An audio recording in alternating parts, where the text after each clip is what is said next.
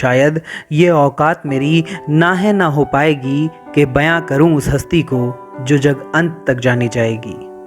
और पहचान कराने को उसकी शायद ये कहना काफ़ी है कि रोते हुए हर बच्चे को बस याद उसी की आएगी। नमस्कार साथियों, जैसा कि आप समझ ही गए होंगे कि हम बात करने जा रहे हैं एक माँ की। वो कहते हैं ना कि माँ शब्द अपने आप में परिपूर्ण है।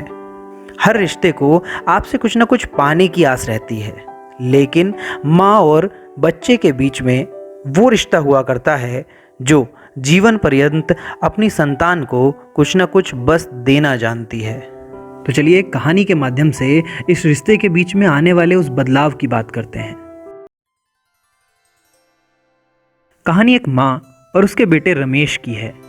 रमेश काम के सिलसिले में माँ से दूर शहर में रहता है।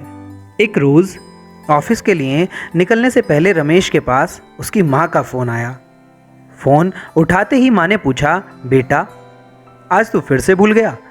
रमेश ने जवाब दिया कि माँ क्या भूल गया? माँ ने कहा, बेटा आज तेरी माँ का जन्मदिन है। रमेश ने जवाब दिया, अरे हाँ माँ, बस काम की भाग दौड़ में ध्यान ही नहीं रहा। फिर माँ ने बड़े प्यार से पूछा, तो बेटा आज तू घर आ रहा है ना? इस पर रमेश ने कहा, नहीं माँ, घर तो नहीं आ पाऊँगा, काम बहुत है। और इतना कहते ही रमेश ने फ़ोन काट दिया। इतना सुनकर माँ दुखी हो गई। रमेश भी अपने ऑफिस के लिए निकल गया। ऑफिस के लिए जाते समय बीच में एक फूलों की दुकान पड़ी। रमेश को एकदम से ख्याल आया कि क्यों ना माँ के लिए फूलों का एक गुलदस्ता कुरियर करा दिया जाए। रमेश ने तुरंत गाड़ी रोक ली।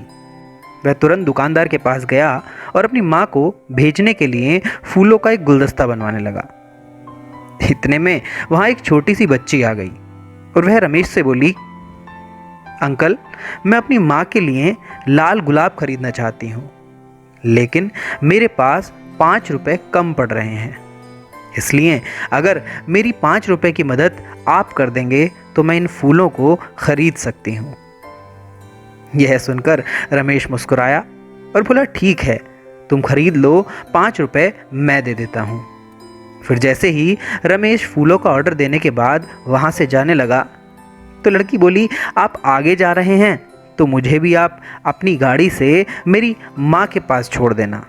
तो रमेश ने उसे अपनी गाड़ी में बैठा लिया और कुछ देर चलने के बाद वह लड़की एक कब्रिस्तान के पास जाकर रुकी और बोली कि बस अंकल यहीं रुक जाइए, मेरी माँ यहीं रहती हैं। रमेश को बड़ा आश्चर्य हुआ।